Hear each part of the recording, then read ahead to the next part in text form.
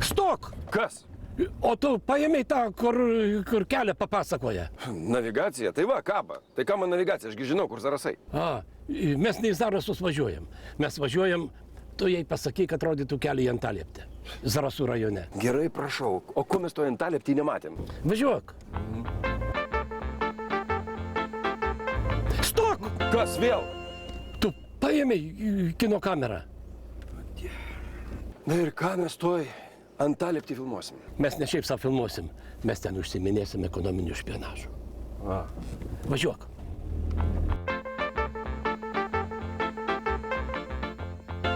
Na ir ką? Reikėjo trenktis į kažkokią Antalieptį, kad nufilmuotum kažkokią tvarkomą kolūkio valgyklą? Ar tu aklas, ar tu nematai?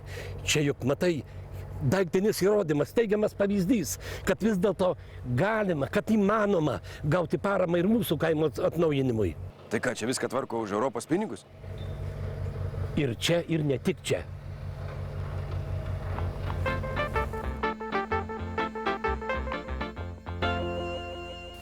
Vien Zarasų rajonas laimėjo paramą 9 projektams. Ateik, filmuok.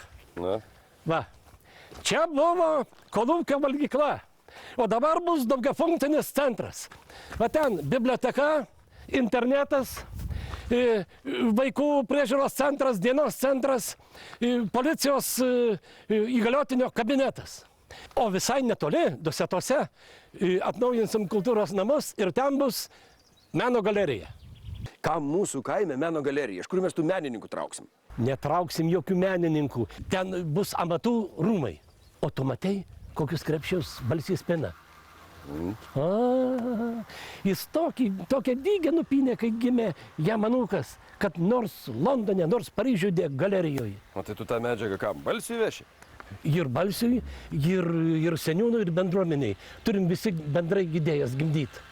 O jeigu gera idėja, tai Europos pinigai atitekės kaip nuotaka pas jaunikį. Nesvarbu, kad kaime 3 gatvės, bet turi atrodyti kaip sostinėje. O tai klausyk, tai gal būtų galima ir mūsų kaime krepšinio aikštelį vaikam įsteigti. Na tai, žinai, kaip po Europos krepšinio čempionato vaikai norės žaisti. Klausyk, gera idėja. Būtų įdomu mūsų kaime išauginti pamainą krepšinio komandai. Labai įdomu, už ES pinigus Europos čempionai. Čia tai mes Antalieptę tikrai perspjautume.